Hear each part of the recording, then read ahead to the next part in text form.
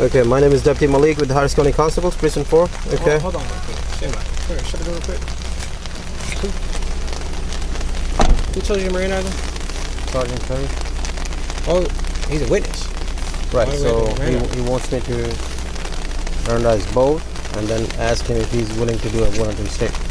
Okay, that's what he wants to do. It's perfect. Okay, go ahead. So YoungBoy is he's detained right now. He's detained in the backseat of a police car. You have two officers standing by. One of them is getting ready to read him his Miranda rights. They shut the door. The other officer is like, well, why are you reading this guy's Miranda rights if he's a witness?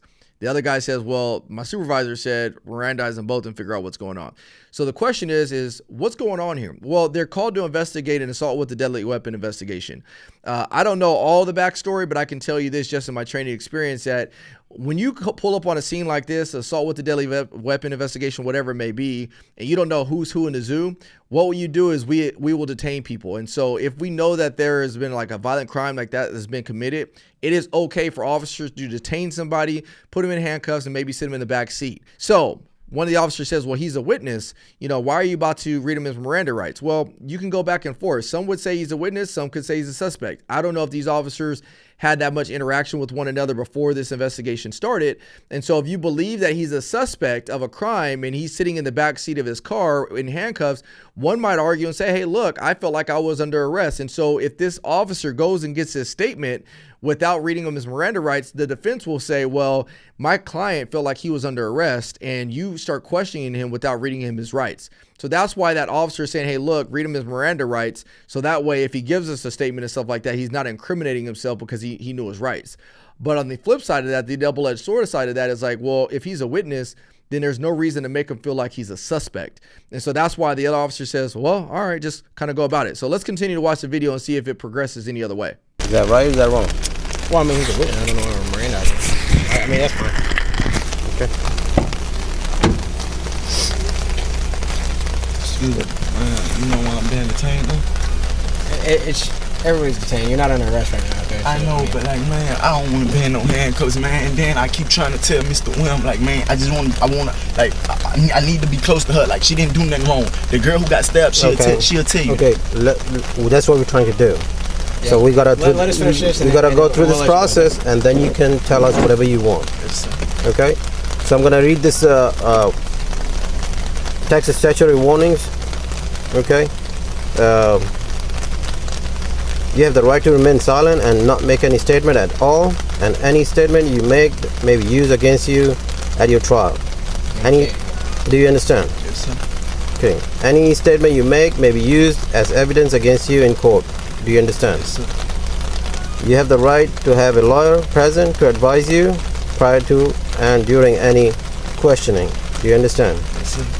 If you are unable to employ a lawyer, you have the right to have a lawyer appointed to advise you prior to and during any questioning. Do you understand? Yes, sir. You have the right to terminate this interview at any time. Do you understand? Yes, sir. Okay. So are you still willing to talk to us? I don't have a statement. I don't want to be in these handcuffs. You don't want to say anything? No, I don't want to say anything. What happened? Nothing like that. I don't have a statement. The moment he says he doesn't want to give a statement, especially if you Mirandize him, hey, conversation stops. Like, I'm not, so you're either going to take me to jail and I'm under arrest, or I'm either free to leave. But the moment he says I'm not under arrest, or I don't want to give a statement, especially if you've read him his rights, you know, the conversation should be done. If you need to get a statement out of him without him being under being under his rights, having read his rights, then, you know, it's probably best to do that when he's not in custody. Now, since he's read him his rights, the moment he says, I don't want to say anything, then, you know, essentially you kind of shot yourself in the foot, because you can't get any other information from him that's going to be able to be used in court. So to get information about this case or what's going on, you can't do any of that, because you basically read him his rights, and now he can basically assume like, hey, I'm under arrest right now, I'm in custody, so now I need an attorney. So if you're trying as the officer to do an investigation and determine who's who in the zoo and what's going on, if you got a witness, then keep him out of handcuffs. As long as you got another partner with you and you guys feel like you guys are safe, sit him on the curb, do whatever you got to do. Tell him to keep his hands in front of him. Do it that way, so that way they don't feel like they're under arrest. Now, I mean, he pretty much shot himself in the foot. Let's continue. Yeah, I'm gonna go talk to him. Give me a second, bro. He's not willing to say anything. Okay. I don't know why. To be honest, he being a witness,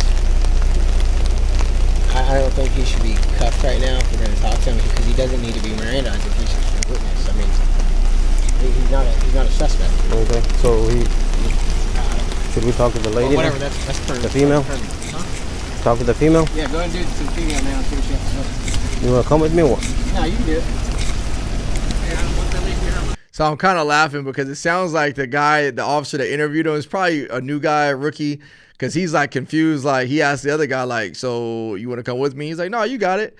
But what it comes down to is like the senior officer on scene says is like, look, if he's a witness, you don't need to Mirandize him. Like, why are we treating him like he's a suspect if he's not a suspect? And so that's why I said at the very beginning of this video today is like, if you show up as an officer on scene and you don't know who's who in the zoo, but you know a crime has been committed, it is okay to safely detain people, put them in handcuffs, and, you know, if you want to put them in the backseat of their car, do that. But make sure you let them know, like, hey, look, you're not under arrest right now. Like, just so you know, like, it's being clear, you're just being detained. You're not under arrest right now.